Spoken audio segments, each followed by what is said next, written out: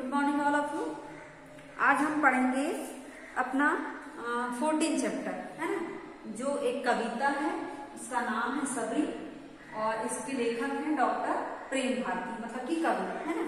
अब देखिए प्रेम, सबसे पहले इस चैप्टर को पढ़ने से पहले हम जीवन परिचय जानेंगे कि डॉक्टर प्रेम भारती जी का जन्म वगैरह कहाँ हुआ था। तो सबसे पहले देखिए कवि समीक्षक क्या क्या है, ये कवि हैं, समीक्षक हैं, कवि समीक्षक और शिक्षाविद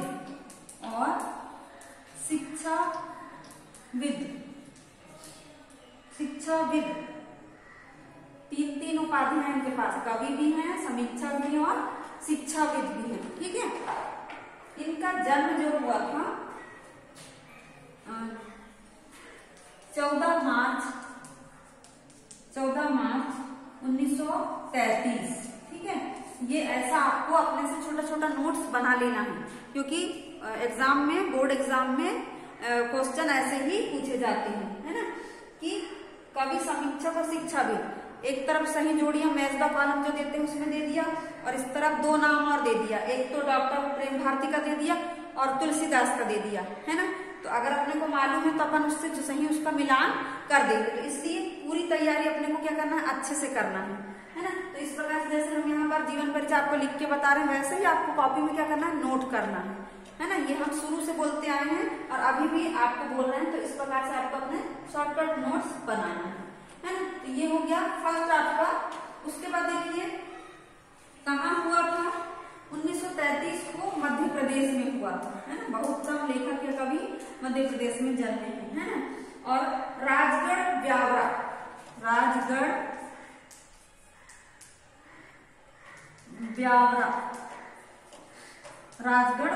में उनका खुजनेर, है ना। और कहाँ हुआ था उनका जन्म, खुजनेर कस्बे में हुआ। ठीक है, उसके बाद देखिए विक्रम विश्वविद्यालय से हिंदी अर्थशास्त्र में एमए और एमएड तथा लघु पत्रिकाओं पर केंद्रित विषय पर पीएचडी करने वाले डॉक्टर प्रेम भारती लेखन में भारतीयता के मूल तत्वों का समावेश है ना।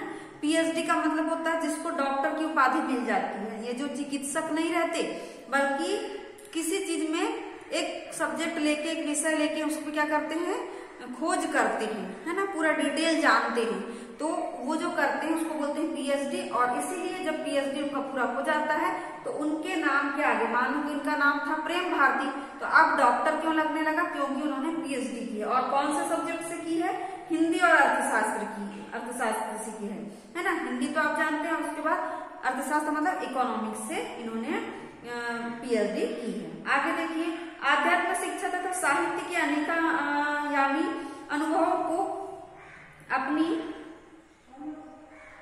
रचनाओं में अभिव्यक्त करने वाले डॉक्टर प्रेम भारती ने अपने साहित्य में भारतीय संस्कृति और इतिहास के उज्जवल चरित्रों को अपने काव्य में प्रस्तुत किया है। सबरी, तुलसी के राम, वीरांगना दुर्गावती, भगवान महावीर, बालकृष्ण शर्मा नवीन और समरस भारत के आधार स्तंभ आदि कृतियां डॉक्टर भारती की मानवतावादी व स्वर को मुखरित करने वाली कृतियां मतलब रचनाएं आप बुक से पढ़ोगे, है ना। ये रचनाएं, ये इसको बोलते हैं क्रिकेट में कृतियां भी बोलते हैं, है ना। ये रचनाएं जो है इनकी आप बुक से पढ़ेंगे। उसके बाद देखिए नोट करेंगे आप लोग। फिर आगे देखिए सामाजिक समरसता की मूल्य चेतना को अपनी कृतियों में प्रतिष्ठित करने वाले डॉक्टर प्रेम भारती अपनी निश्चल कर्म चेतना की सक्रियता से राष्ट्र गौरव की रक्षा का व्रत अपनी साहित्य साधना के माध्यम से प्रकट कर रहे हैं। अपनी सहज, सरल और आत्मीय अभिव्यक्ति में काव्य मूल्यों की रक्षा करते हुए डॉक्टर प्रेम भारती ने साहित्य के शिल्प सौंदर्य को संप्रेषणीयता से मंडित किया है। प्राचार्य के पद पर रहते हुए राज्य शैक्षिक अनुसंधान एवं प्रशिक्षण परिषद के पाठ्य पुस्तक निर्माण प्रकोष्ठ के प्रभारी अधिकारी के रूप में भी कार्यरत रहे हैं। वर्तमान में राज्य स्तरीय साधारण सभा एवं कार्यकारिणी मध्य प्रदेश सर्व शिक्षा अभियान की क्या है, ये सदस्य हैं। अभी इनकी मृत्यु नहीं हुई है ना। तो ये क्या है, अभी सर्व शिक्षा अभियान के सदस्य। तो देखिए पहले इनका डॉक्टर प्रेम भारती का जीवन परिचय, कवि, समीक्षक, शिक्षाविद, और इनका जन्म हुआ था 14 मार्च 1933 मध्य प्रदेश के खुजनेर राजगढ़ ब्यावरा में। रचनाएं आपको बुक से बता दी हमने। उसके बाद इनका एक थर्ड इंपॉर्टेंट पॉइंट है कि ये क्या थे, मध्य प्रदेश सर्व शिक्षा अभियान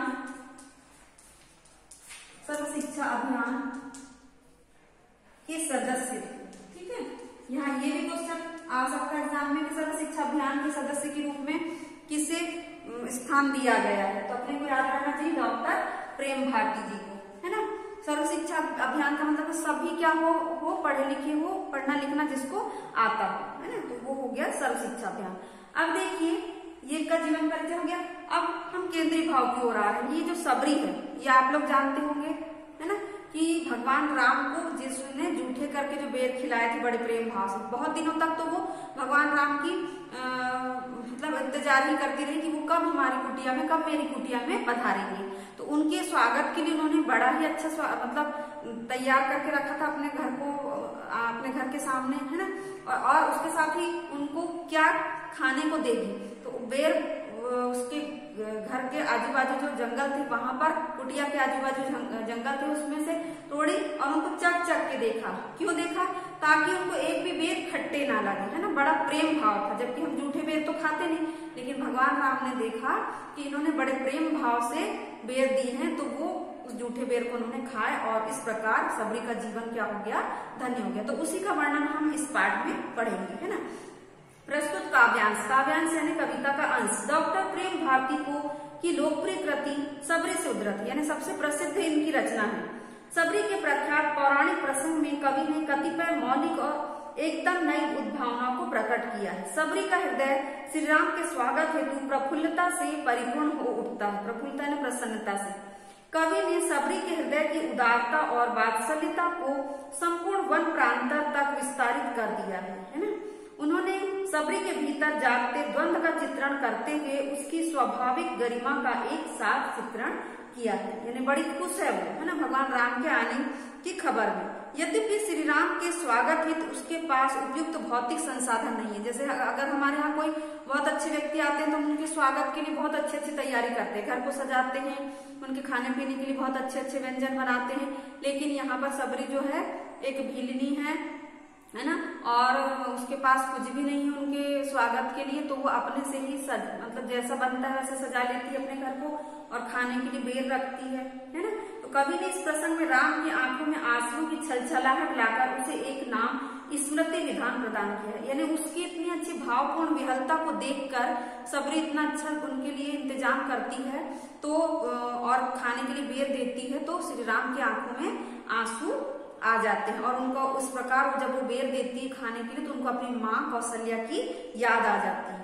श्री राम के आह्लाद, इनकी तृप्ति और प्रेम प्रबलता को कवि ने प्रभावशाली ढंग से प्रस्तुत किया है। कविता में सबरी और राम के मिलन के माध्यम से कवि ने वनवासी बंधुओं के साथ राम की अनुवृत्ति का चित्रण कर सामाजिक समरसता के संदेश को प्रकट किया। यानी इस प्रकार देखो कि सामाजिक समरसता मिलती है, यानी कि समाज में एक दूसरे के प्रति हम क्या रखते हैं, अच्छी भावना भी रखते हैं। इसका चित्रण इस पाठ में बताया गया कि श्री राम देखो इतने उच्च पद के व्यक्ति राजा थे, लेकिन उसके बाद भी वो ऐसे समाज के जो निम्न कोटि के जो लोग हैं उनसे भी वो मिलते थे।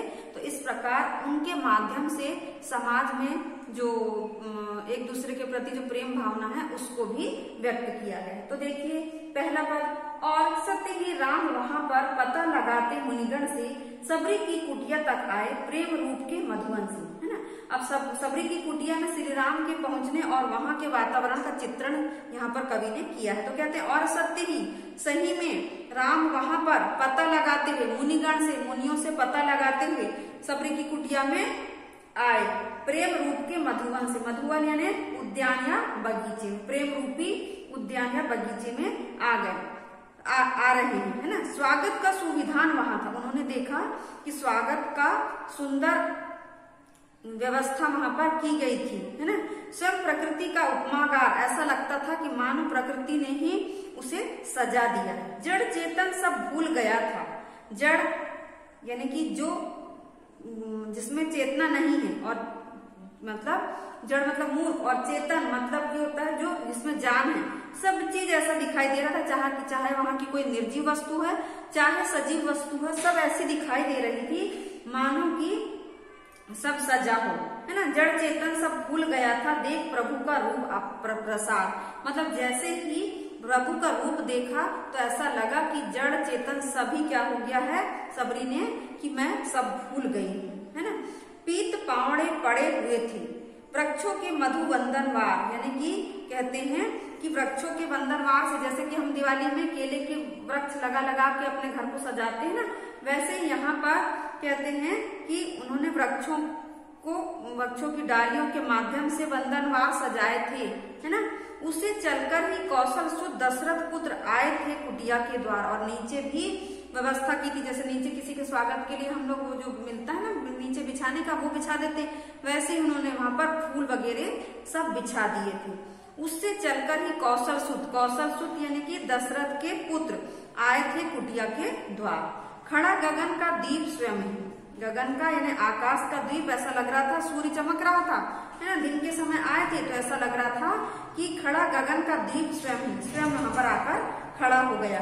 लिए सूर्य की ज्योति महान, यानी बहुत अधिक प्रकाश, यानी कि धूप थी उस समय, तो ऐसा लग रहा था कि वह मानो कि उसने दीप जला दिया। तारों के पुष्प अलक्षित, और तारों के पुष्प यानी तारों को फूल के समान बताया गया। अलक्षित यानी अदृश्य, दिखाई नहीं दे रहे थे, क्योंकि दिन का समय था इसलिए तारे दिखाई नहीं दे रहे थे। धूप आरती का भगवान, और इस प्रकार ऐसा लग रहा था जैसे कि वह धूप भगवान की आरती करने के लिए सजाई गई है। द्विजगण शंखोपचार सुनाते, द्विजगण यानी कि पक्षियां हैं, अपनी चहचह की बोली से ऐसा लग रहा था कि शंख बजाए जा रहे हैं। शुभ आगमन में रघुवर के, यानी भगवान के आगमन के शुभ आगमन में जो पक्षी हैं, ऐसा लग रहा था कि वो शंखों को बजा रहे हैं। सबरी अचकच देख रही थी आज उन्हें जी भर भर के, यानी आज अचानक सबरी क्या कर रही थी, उन्हें अचानक ही देख रही थी, है ना।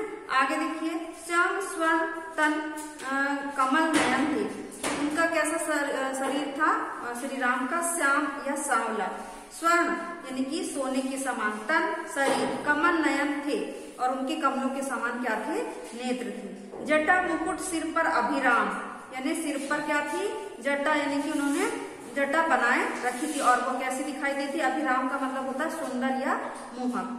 धनुष बाण तरकस को धारे, उन्होंने अपने पीठ पर धनुष बाण को क्या कर लिया था, धारण कर लिए थे। सुंदरता के कोटि ललाम, और उस समय वे बहुत ही अधिक सुंदर दिखाई दे रहे थे। दीर्घ नेत्र, बड़े बड़े आंखें, कर सुभग, हाथ उनके सुंदर दिखाई दे रहे थे। सलोने और सुंदर, सलोने यानी कि लावण्य और सुंदर दिखाई दे रहे थे।